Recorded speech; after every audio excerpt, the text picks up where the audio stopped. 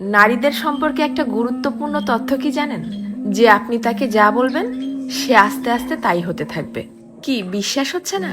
এই যেমন ধরেন আপনি তাকে বললেন যে তুমি দেখতে কিন্তু ভারী মিষ্টি, তখন সে পরিপাটি হয়ে নিজেকে আরো গুছিয়ে রাখা শুরু করবে। আপনি যদি তাকে ভালো বলেন সে আরো ভালো হতে থাকবে।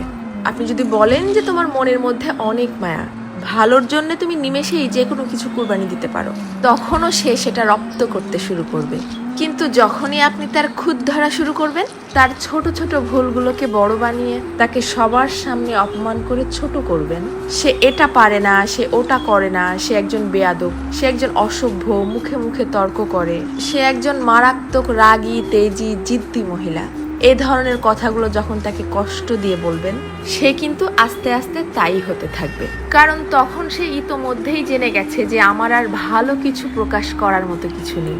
সবার সামনে যেহেতু আমি খারাপ হয়েই গেছি, তো আরো খারাপ হয়ে যাই, তখন আর সে কোনোভাবেই কারোর সামনে নিজেকে সঠিক প্রমাণ করার প্রয়োজনীয়তা অনুভব করবে না। সে ধরেই নিবে যে কেউ আমাকে ভালো বললে ভালো, আর না বললে আরো ভালো। কে বুঝলো বা বুঝলো না এটা নিয়ে আর মাথায় ঘামাবে না। এটুকু তার ঠিকই বোধগম্য হয়ে যাবে যে আমি সবাইকে সম্মান দেখিয়ে লাইনের পেছনেই দাঁড়াই অথবা সামনে, সব অবস্থাতেই আমি খারাপ। আর এভাবেই আস্তে আস্তে আপনি তাকে হারিয়ে ফেলবেন। আর একজন নারী কখনোই একদিনে বা একটা কারণে নিজেকে সরিয়ে নেয় না, এর পেছনে থাকে কোটি কোটি কারণ। এর জন্যই কথাই আছে না যে কথাতেই জয় আবার কথাতেই ক্ষয়। কারো ভুল ধরিয়ে দিতে হয় একান্তে, সবার গোপনে। আর কারো প্রশংসা করতে হয় তাকে সামনে রেখেই সবার সামনে।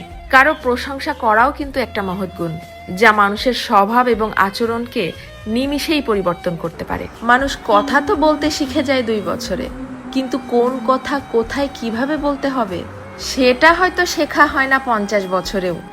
এটাও কিন্তু মানুষের জীবনের একটা বড় ব্যর্থতা।